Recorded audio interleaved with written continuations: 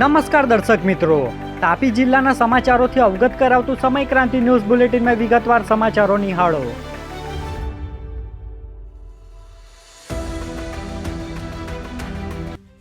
નિઝરના ખનોર ગામે ઘરફોડ ચોરી, 3 લાખથી વધુના દાગીનાની ચોરી થતાં પોલીસ આવી હરકતમાં. નિઝર તાલુકાના ખનોર ગામે રહેતા પ્રકાશ કરમસિંહ નાયકના ઘરમાં અજાણ્યા ચોરોએ કબાટ તોડી સોના ચાંદીના દાગીના સહિત અંદાજે 3 લાખથી વધુનો સામાન ચોરી લીધો હતો. પરિવારજનો ઘર બહાર ગયેલા હોય ત્યારે ચોરોએ તકનો લાભ લઈ ચોરીને અંજામ આપ્યો હતો. પોલીસે ઘટનાની તપાસ શરૂ હોવાની માહિતી પ્રાપ્ત થઈ છે. ઉછલના સુંદરપુર ગામમાં જંગલી પ્રાણીનો ત્રાસ યથાવત, મોડી રાત્રે 5 બકરીઓનો શિકાર કર્યો. ઉછલ તાલુકાના સુંદરપુર ગામના કોકણી ફળિયામાં મોડી રાત્રે જંગલી પ્રાણીઓએ ખેતરમાં આવેલા ઘરમાં બાંધેલી બકરીઓ પર હુમલો કર્યો હતો. જેમાં રમેશભાઈ હટિયાભાઈ કોકણીની માલિકીની કુલ 5 બકરીઓ અને બકરાનો શિકાર કર્યો હતો. ઘટનાને સમયે ખેતરના ઘરમાં કોઈ હાજર ન હતું. ગામ લોકોના જણાવ્યા મુજબ આ વિસ્તારમાં આ પ્રકારના હુમલા અગાઉ પણ અનેકવાર થઈ ચૂક્યા છે, જેના કારણે લોકો ભયનો માહોલ ફેલાયો છે. વ્યારાના ચીખલવાવ ગામે વ્યાજખોરીનો મામલો, 14.75 લાખ સામે 35 લાખની માંગ દંપતી સામે પોલીસ ફરિયાદ નોંધાઈ. વ્યારા તાલુકાના ચીખલવાવ ગામે ઈંટના ભઠ્ઠાના વેપારી રાકેશભાઈ પ્રજાપતિ સાથે વ્યાજખોરીનો મામલો સામે આવ્યો છે. દંપતી દ્વારા 14,75,000ની સામે આશરે 35 લાખ રૂપિયાની માંગણી કરવામાં આવી હતી અને વ્યાજ પેટે ઈંટ પણ લઈ લેવામાં આવી હતી. જે વધારેની માંગણીને લઈને મારામારી થતાં જયદીપ ગામિત અને સુરેખા ગામિત સામે પોલીસ ફરિયાદ નોંધાઈ છે.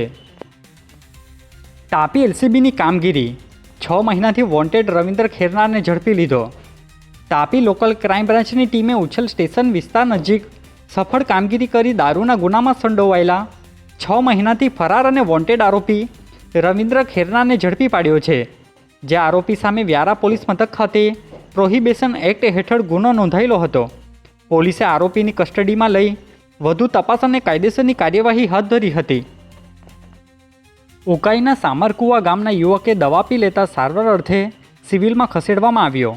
તાપી જિલ્લાની વ્યારા સિવિલ હોસ્પિટલ ખાતેથી મળતી માહિતી મુજબ ઉકાઈના સામરકુવા ગામના દિનેશ વસાવાએ અગમ્ય કારણોસર પોતાના ઘરે દવા પી લીધી હતી.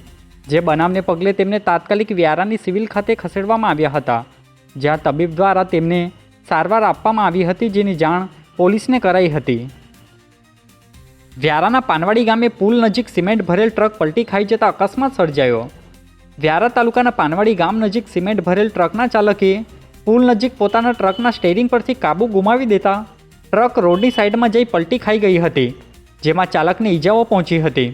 જ્યારે ટ્રકમાં ભરેલ સિમેન્ટ વેરવિખેર થતાં નુકસાન પહોંચ્યું હોવાનું જાણવા મળ્યું હતું.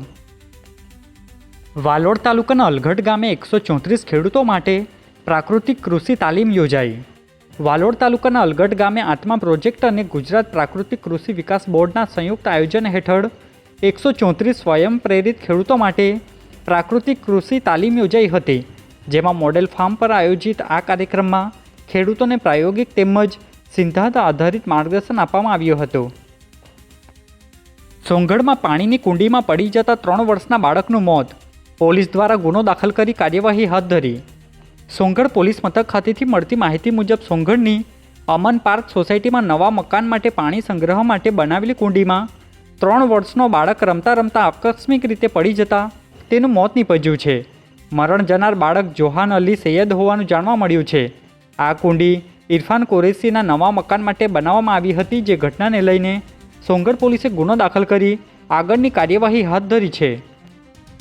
આજે બુલેટિનમાં બસ આટલું જ અને સમય ક્રાંતિ ન્યૂઝ ચેનલને લાઇક, શેર, કોમેન્ટ્સ અને સબસ્ક્રાઇબ અવશ્ય કરી લેશો, જેથી કરી તમને તાપી જિલ્લાના સમાચારોની અપડેટ મળતી રહે અને મને રજા આપશો. આભાર. જય હિન્દ, જય ભારત.